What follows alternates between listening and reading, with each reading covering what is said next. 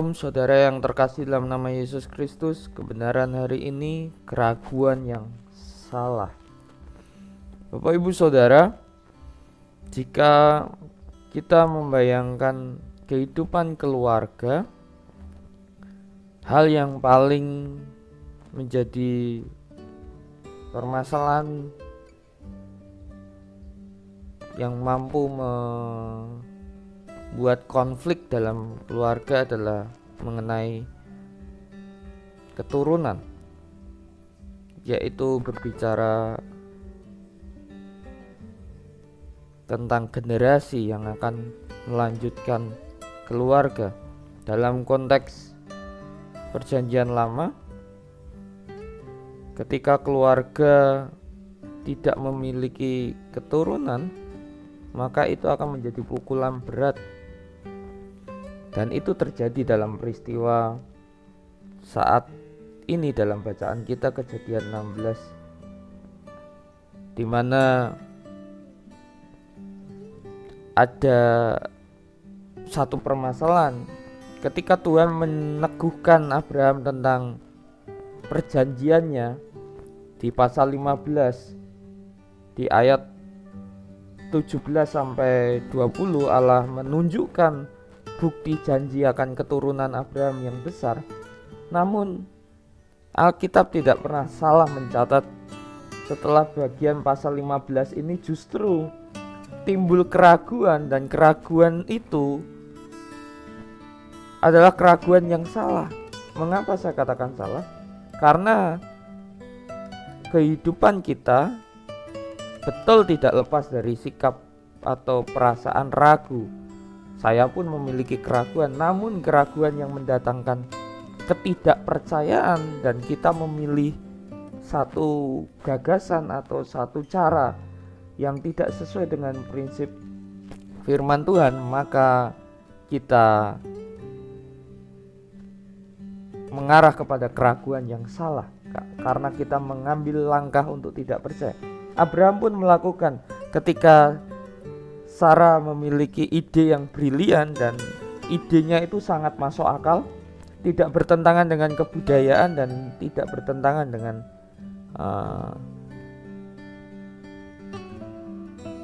kebiasaan pada saat itu, di mana kita perhatikan Kejadian 16 ayat 2. Berkatalah Sarai kepada Abraham, "Engkau tahu Tuhan tidak memberi aku melahirkan anak, karena itu baiklah hampiri hambaku itu, mungkin oleh dialah aku dapat memperoleh seorang anak." Dan Abraham mendengarkan perkataan Sarai. Ide yang sangat bagus yang diberikan Sarai, yaitu karena Sarai merasa dalam keraguannya dan dalam ketidakyakinannya, ia memiliki ide yang sangat baik. Kata ditulis di situ menghampiri budaknya atau gundiknya Hagar. Artinya itu diperhalus, bukan berarti cuma menghampiri, tetapi bersetubuh dan menghasilkan keturunan. Dan di sini menarik, prosesnya kegagalan dan kejatuhan yang salah itu terjadi seperti dalam kisah Adam, di mana perhatikan ayat 3. Jadi Sarai istri Abraham itu mengambil Hagar hambanya orang Mesir itu, yakni ketika Abraham telah 10 tahun tinggal di tanah Kanaan, lalu memberikan kepada Abraham suaminya untuk menjadi istrinya. Dan ayat 4 dikatakan Abraham menghampiri Hagar lalu mengandunglah perempuan itu.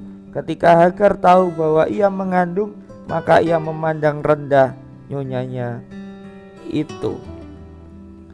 Bapak ibu saudara, ini hal yang sangat mengerikan. Ketika seorang laki-laki membiarkan mengikuti cara atau langkah dari perempuan, dan itu masuk akal. Memang tradisi saat itu ketika seorang perempuan istri tidak memiliki keturunan, memang tidak disalahkan ketika budak atau ia memiliki budak perempuan memiliki hamba, ia boleh menikah. Artinya ketika Abraham menikahi Hagar, itu bukan cara yang salah dan itu lazim pada zaman itu. Namun yang menjadi persoalan adalah mereka tidak meyakini akan janji Allah, dan ada kemungkinan Abraham tidak melarang apa yang menjadi ide Sarah, justru ia menghidupi, dan akhirnya terjadi satu hal yang tidak menyenangkan.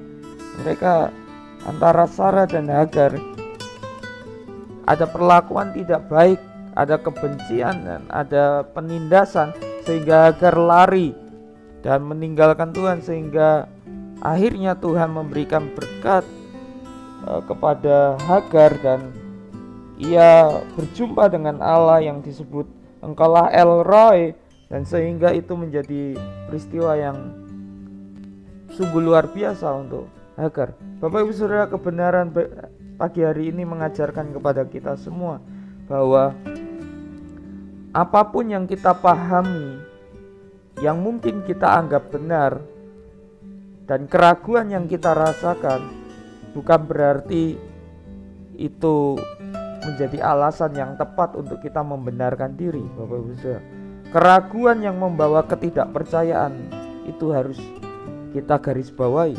Di pagi hari ini, kalau Bapak Ibu Saudara memiliki keraguan, itu wajar. Namun keraguan yang akhirnya mengaburkan janji Allah, yang akhirnya membuat kita tidak yakin akan penyertaan Allah, itu yang harus kita waspadai. Karena keraguan itu keraguan yang salah. Karena keraguan itu membawa kita kepada ketidakpercayaan. Kiranya Tuhan Yesus memberkati kita semua. Haleluya. Amin.